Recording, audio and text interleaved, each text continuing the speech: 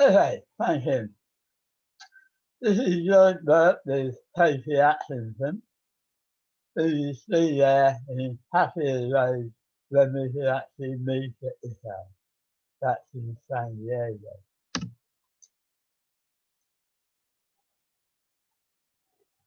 My paper has three topics: the relation between factors, dimensions, and facts, and I will argue that precedential constraint is best expressed in terms of factors.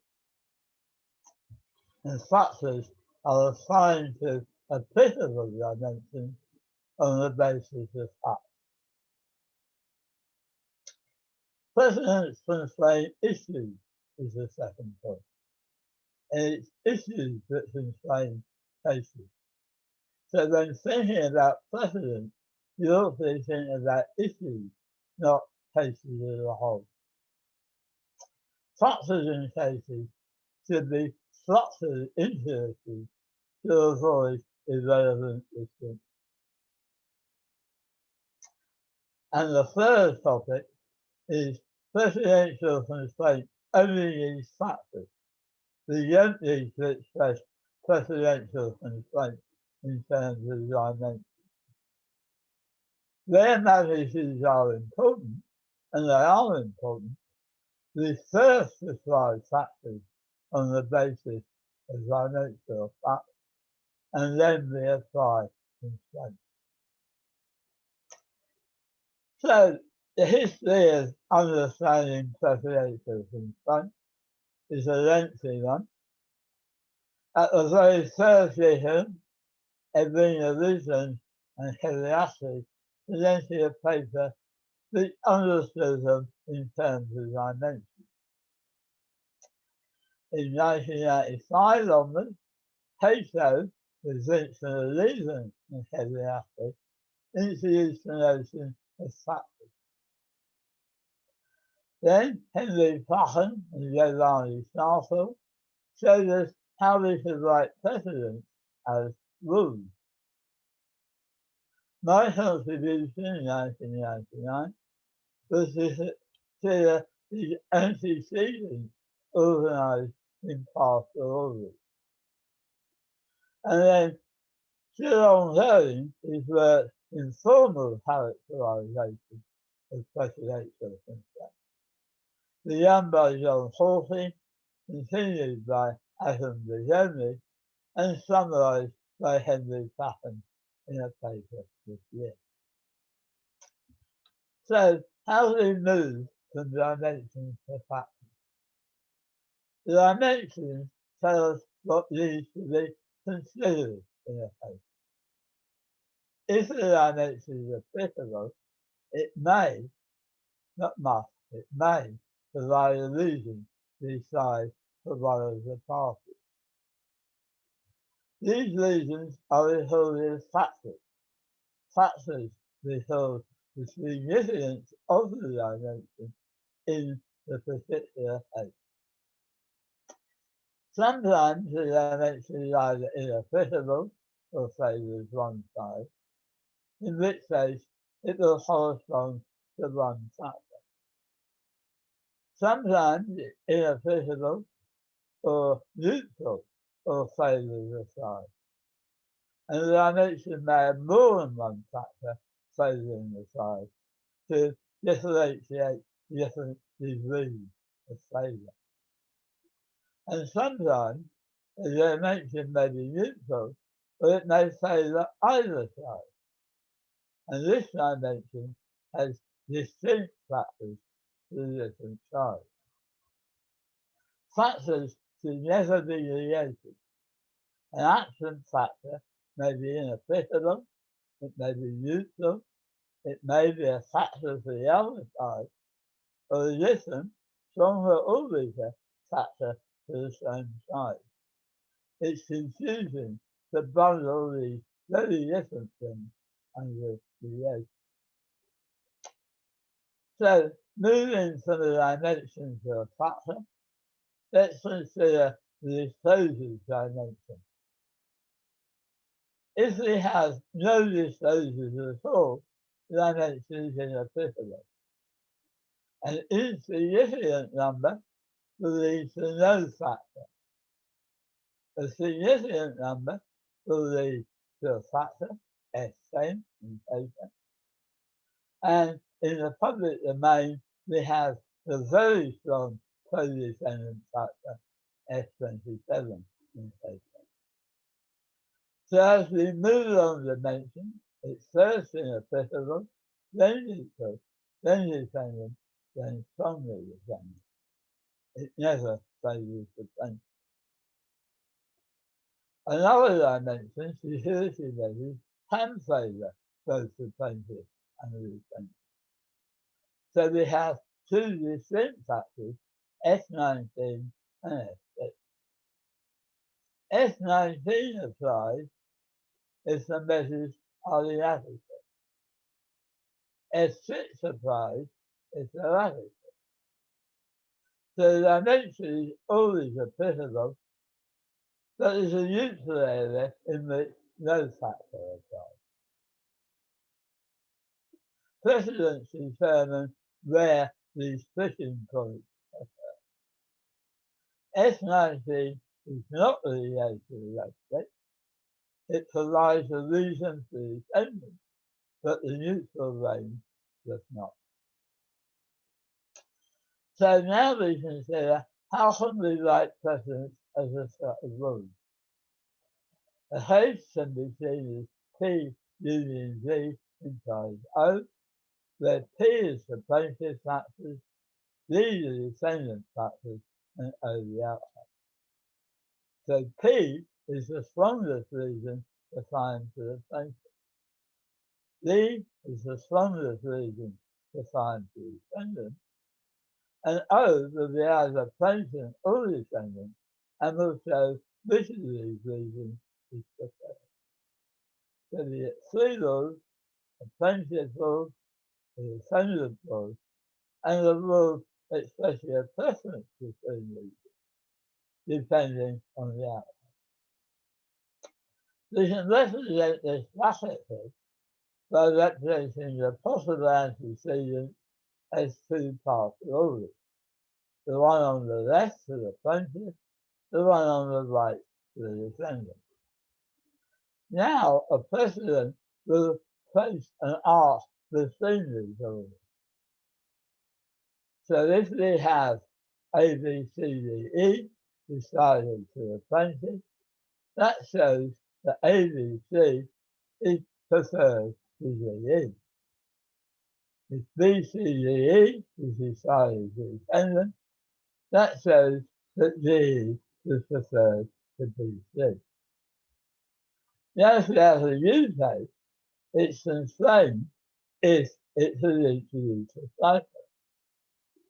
If we have a case A, B, C, E, then we can put the arrow at either end and there's no cipher. So we can do what we like with cipher.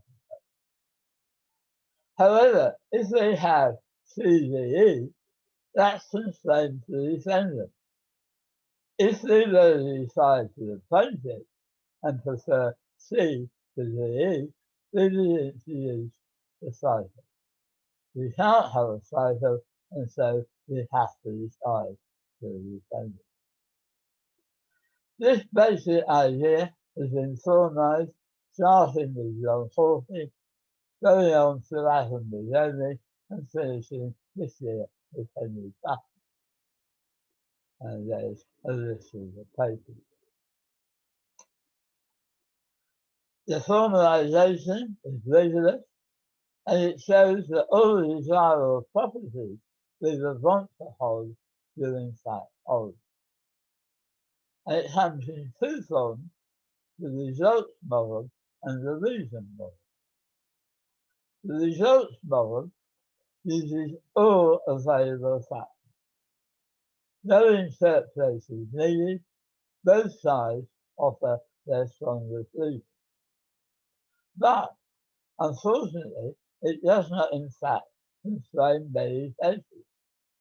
It only supports a certiorari reason, the use case, if it is to be constrained, must be subsumed under the pressure. But we want more than this.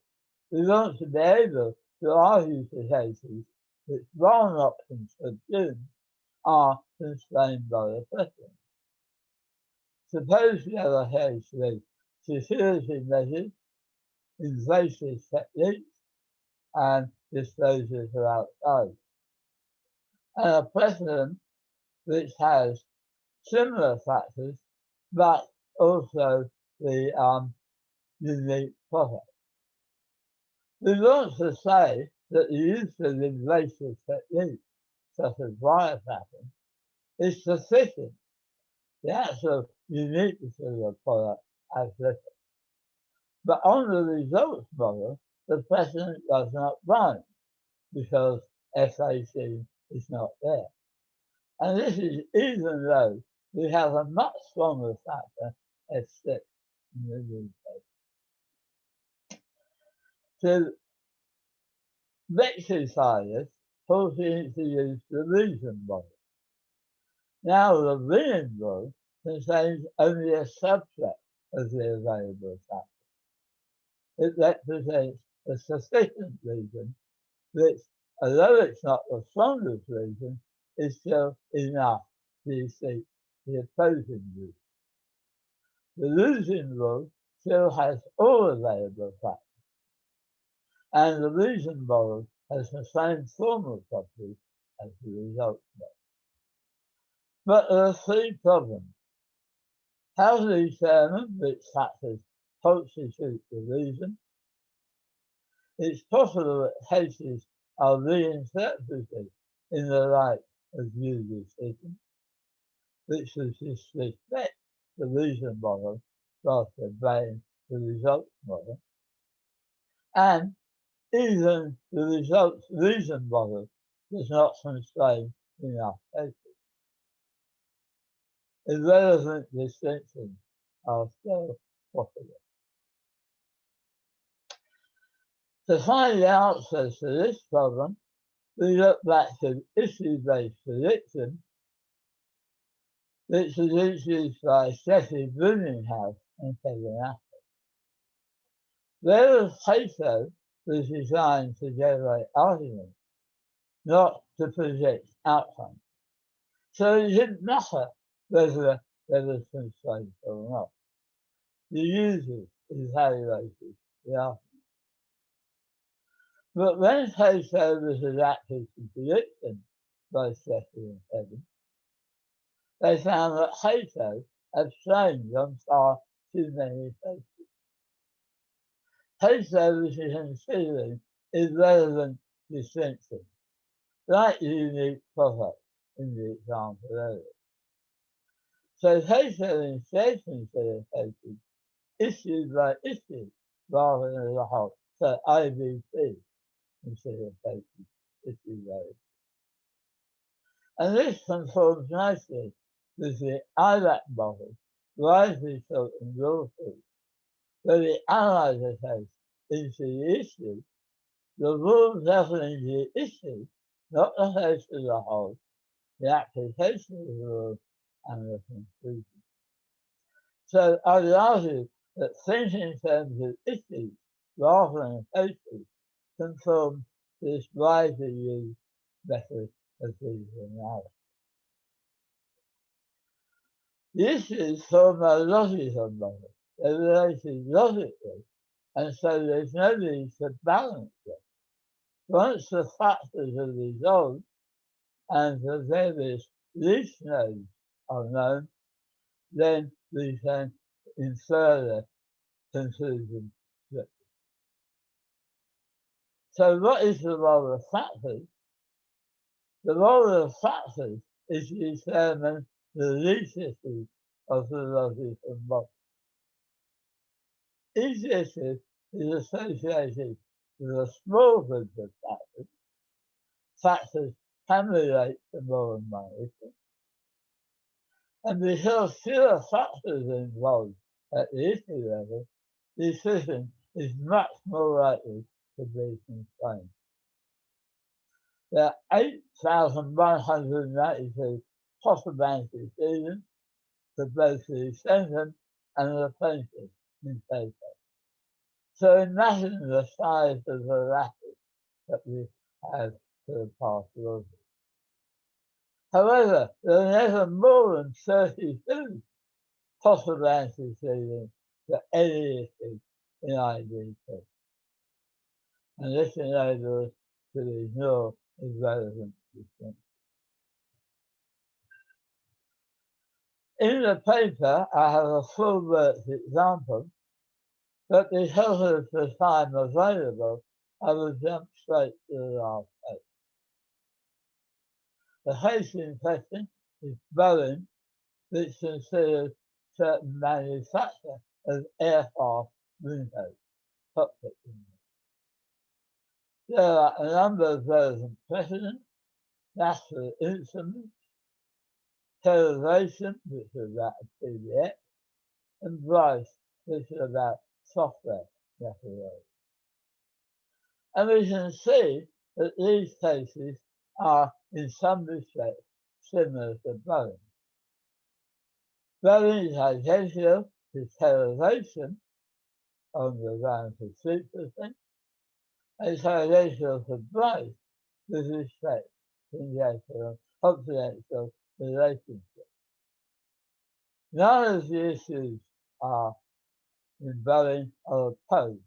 Information valuable simply is accepted, and improper means of info used was established by the use of respective material.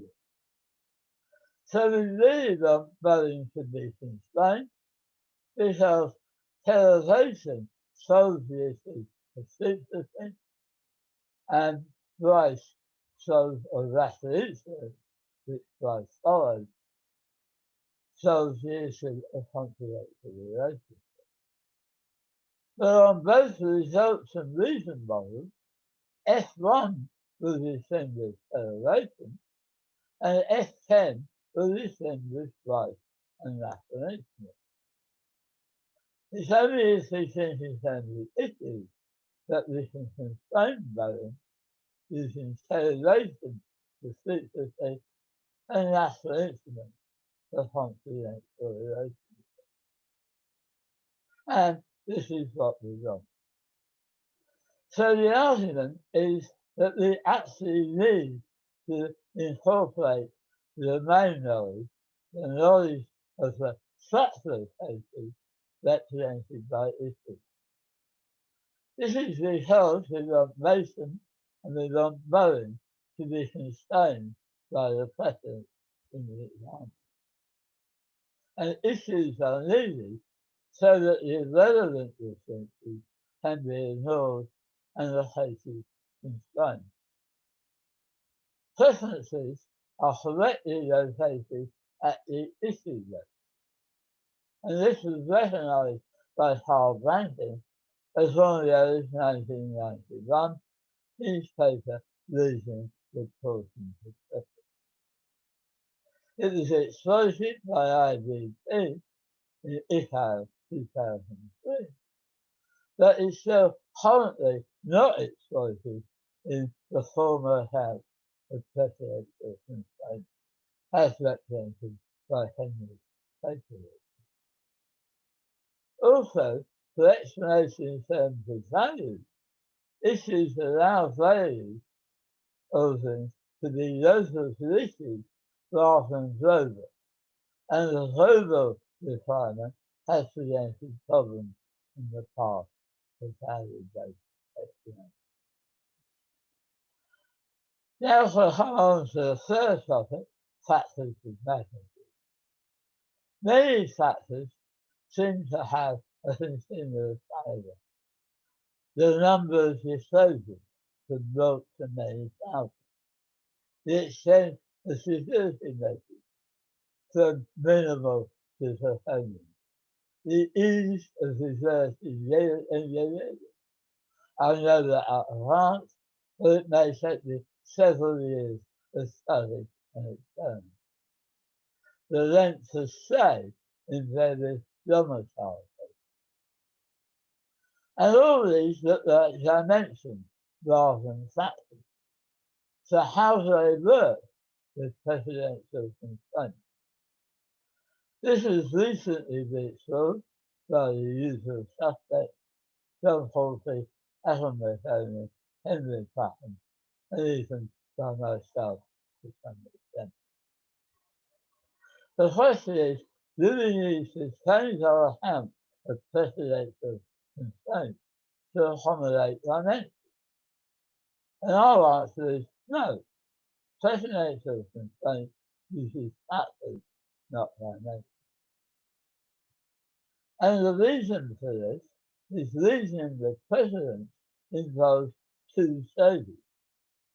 Firstly, we identify the factors, sometimes termed intermediate precedence in the literature, on the basis of facts. And we find this in jurisprudence, Rossi's taboo paper. We find it in AI and law, Ashley and Willinghouse. We find it in jurisprudence again, with Larsinger and others, and we find it in AI and law in Pattern et al.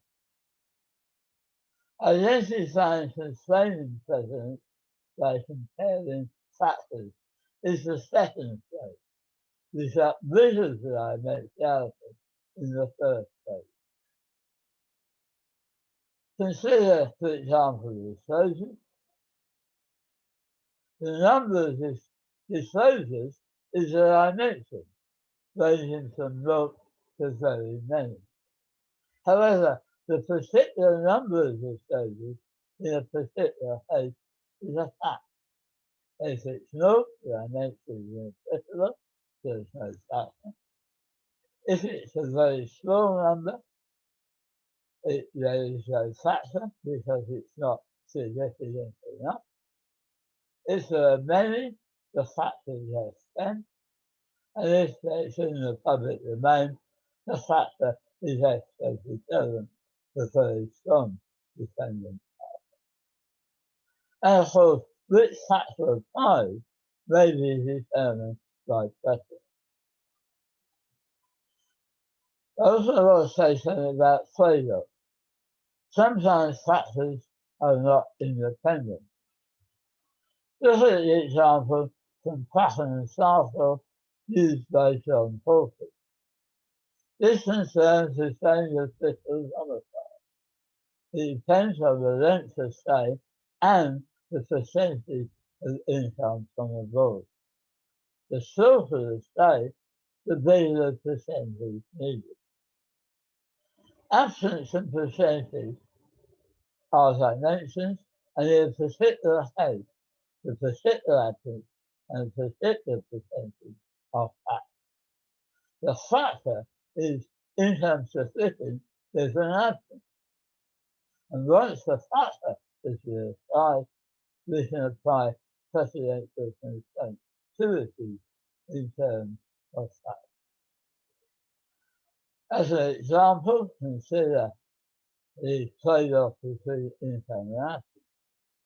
There's precedent 1 at 66, precedent 2 at 28, and precedent 3 at 2010. Clearly, there's a trade-off because we have the same percentage, but a different factor because of a different length of stay.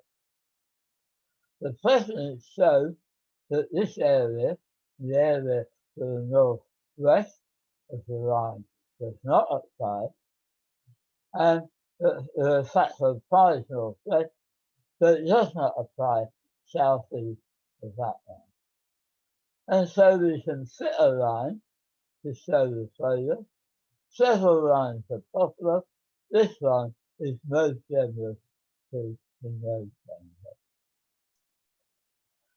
So, Trevor, to summarize, there are different roles for precedent. Sorry, Mr. Trevor, 5 more minutes, okay? I'll only get 2 more slides. There are framework precedences identified by Vigoni in the AI and Law 2015. And these tell us what the issues are. And the issues can also come consecutive and documents that the statement before. Then there are restriction factors, and these determine whether a factor applies on the fact. E.g., 12 months is a short stay, 3 years is a long stay. And we can use either the results or the reason model to factor restriction. Finally, there are traditional preference questions. These are the standard sort of questions found in paper. And these establish which side has to respond to read. And they may also indicate values. And that's all. Thank you very much. Well, we won't have time for questions, but in the other panel, when we're going to stream it, then we can have the questions answered, okay? I think the session was half an hour. Only taking 20 minutes.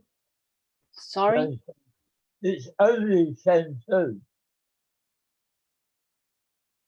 Let's start at 1.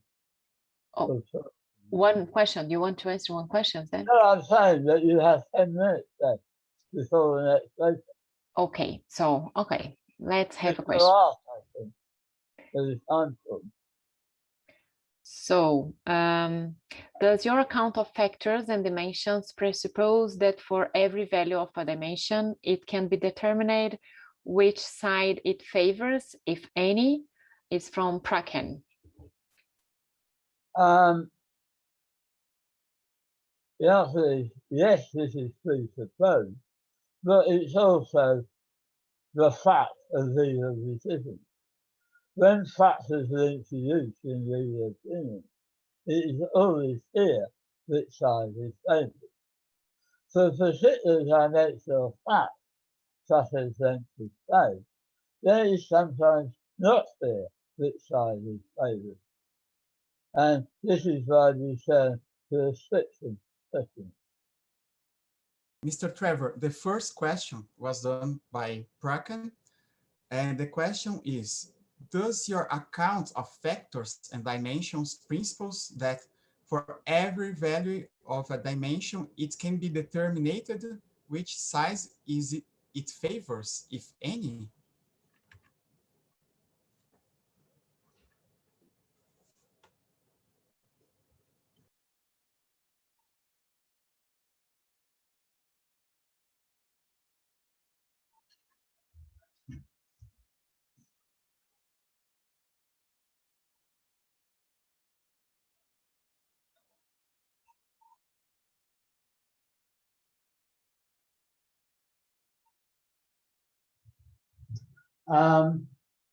Yes, a judge always has the power to say that this dimension favors this side or that side or the future. It may not be constrained by precedent, but if it's not constrained, a judge can and indeed must make the decision.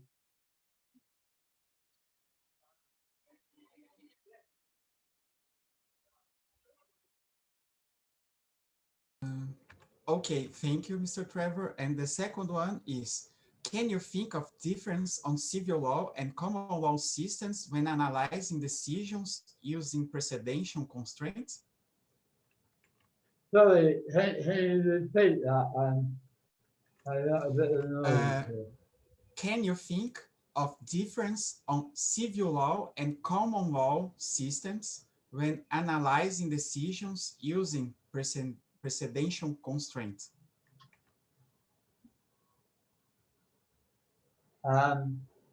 In civil law, precedents are used more to guide than constrain, but the general reason involved is, I think, very similar.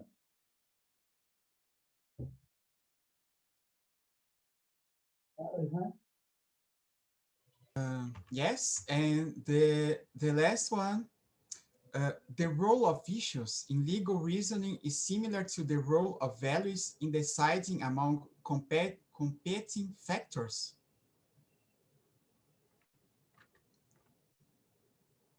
Can you repeat that? Sorry. Can you repeat that? Yes, I can say it again. The role of issues in legal reasoning is similar to the role of values in deciding among competing factors. I'm not quite sure I think that. I think that values decide amongst competing factors, that factors compete to resolve an issue.